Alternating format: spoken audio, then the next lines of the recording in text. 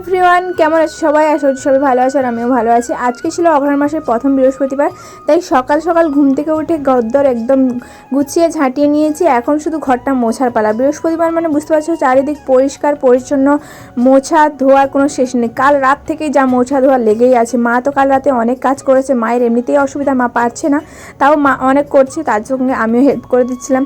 তো সকাল সকাল উঠেই আজকে আমি ঘরদর একদম সাফ করে নিয়েছি, তারপর ঘরটা একটু মোছা লাগালাম। এমনিতেও সপ্তাহে 2 দিন ঘরটা মোছা লাগাই, আর যেহেতু অঘ্রাণ মাসের বৃহস্পতিবার, প্রথম বৃহস্পতিবার, লক্ষ্মী পুজো, তো আজকে তো ঘরটা মোছা লাগাতে হবে। আর দেখো এখন আমার ঘরে মোছা লাগানো প্রায় কমপ্লিট, আর ঘরটা কত সুন্দর চকচক করছে। সো মোছা লাগানোর পর কিন্তু অন্য রুমে চলে গেলাম। আর এখানে দেখো আমার ছেলেও কিন্তু এখনও পর্যন্ত শুয়ে আছে। মানে আজকে আমি অনেকটা আগে উঠে গেছি, আর ছেলে এমনিতেও দেরি করে ওঠে, কারণ সকাল সকাল উঠে না ভীষণ জ্বালায়, তার জন্য ওকে আমি সকাল সকাল উঠাই না। ও যদি ঘুমিয়ে থাকে ঘুমিয়ে রাখি। আর এখানে দেখো কাল রাতে এই দুটো ঘর, রান্নাঘর, খাওয়ার ঘর, পুরো মার সন্ধেবেলা ধুয়ে মুছে পরিষ্কার করে রেখেছিলো। আর এখানে আমি খাওয়ার জন্য মিষ্টির শরবত, আর এখানে কাজু কিশমিশ আর সাদা বাদাম আর কিছু ছোলা ভিজিয়ে রেখেছিলাম, যেহেতু আজকে উপোস থাকবো তো এগুলো খেয়ে পেট ভরাতে হবে। তো তারপরে আমি স্নান করে চলে এলাম ছাদে। আজকে না খুব একটা ফুল পাইনি গাছে, এমনিতেও বাড়ির মধ্যে কাজ হচ্ছে আর গাছের ডালাপালা সব কিন্তু কেটে ফেলা হয়েছে, তার জন্য ফুল হয়নি গাছে।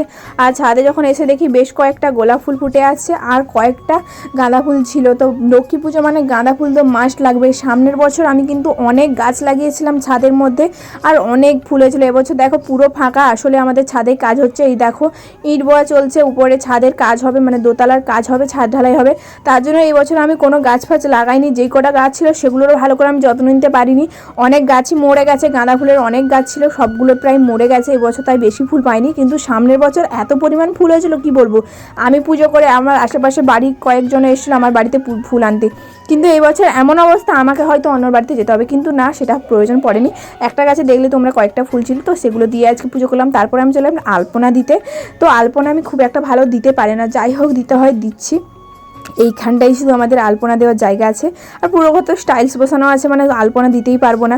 আর এটা হচ্ছে দোকান ঘর, আমাদের দোকান আর রান্নাঘর। আর দোকান ঘরের সামনে যে দরটা ওটা কিন্তু মাটির, আর মাটিতে আলপনা দিলে কিন্তু অনেক সুন্দর লাগে। এই দেখো দিয়েছি, কত সুন্দর লাগছে, একদম সাদা হয়েছে। আর এটা ছিল আমাদের সামনের একটুখানি বেলকনি সাইডের, মানে বেলকনি নয়, এমনি একটা বার করানো ছিল দরের মতো, তো ওটাতে আমি হালকা করে আলপনা দিয়েছি। আর এখানে আমি পুজোর সমস্ত যোগাযন্ত্র করে নিয়েছি। আর এই দেখো এটা হচ্ছে ধানের ঘোড়া, এটা কি সুন্দর বানিয়েছে, একটা মাসি বানিয়ে দিয়েছিল। আমি ভেবেছিলাম আজকে আমি ট্রাই করব আর শিখেও নেবো, এটা কিন্তু আমি বানাতে পারি না, তো আমি ভেবেছিলাম আজকে শিখবো কেমন করে।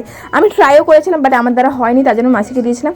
তো মাসি এটা আমাকে খুব সুন্দর করে বানিয়ে দিয়েছিল। আর সকাল সকাল উঠেই ধান ফান তুলে নিয়ে এসেছিলাম আর দিয়েছিলাম মাসিকে। মাসি কিন্তু খুব সুন্দর ধানের ঘোড়া বানিয়েছে। তারপরে আমি চলে এলাম ঠাকুর ঘরে, এবার ঠাকুরগুলো সাফ করার জন্য।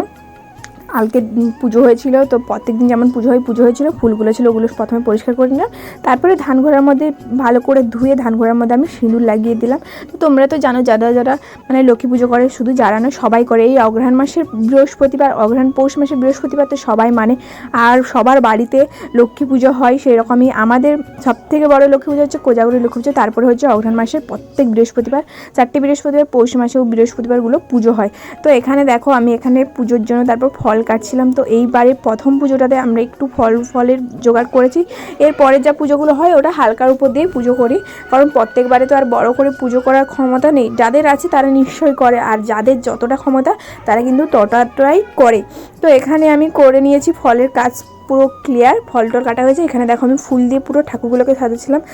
ফল কাটার পর ঠাকুরকে আমি ফুল দিয়ে সাজিয়ে দিচ্ছিলাম। আমি প্রত্যেকদিন ঠাকুরকে পুরো ফুলে ভর্তি করে দিই। আজকে খুব একটা বেশি ফুল পাইনি, আসলে বাড়ির সামনে যে জবা গাছগুলো ছিল ওগুলো না ডালাপালা পুরো আমার বাবা কেটে দিয়েছে, একদম সাফ করে দিয়েছে। আর এমনিতে তোমরা জানো শীতকালে না ফুল অনেকটা কম হয়, আর গরমের সময় গাছ ভর্তি ফুল হয়, যে পারে নিয়ে যায়। আর এখন এত ফুলের অভাব যে আমাকে সকালে ঘুম থেকে উঠেই আগে ফুল তুলে রাখতে হয়, না হলে আমি না পুজো করার সময় একদমই ফুল পাই না, কারণ আমার স্নান করতে করতে 10টা বেজে যায়। আর তখন আমাদের আশেপাশের বাড়িগুলোর সবার পুজো শেষ হয়ে যায়, তার জন্য আমাদের বাড়ি থেকে সব ফুল নিয়ে চলে যায়। তার জন্য আজকে আমি ঘুম থেকে উঠেই আগে ফুল টুল তুলে নিয়েছিলাম। আসলে শীতকাল বুঝতে পারছো, ফুল এত কম হয় কি আর বলবো। তারপর আমি ধূপ ধুনো দিয়ে আর পুজোটা কমপ্লিট করলাম। এখন আমি পাঁচালি করবো, পাঁচালি পরেই আমার পুজো শেষ করব, আর আজকে ভিডিও শেষ করব।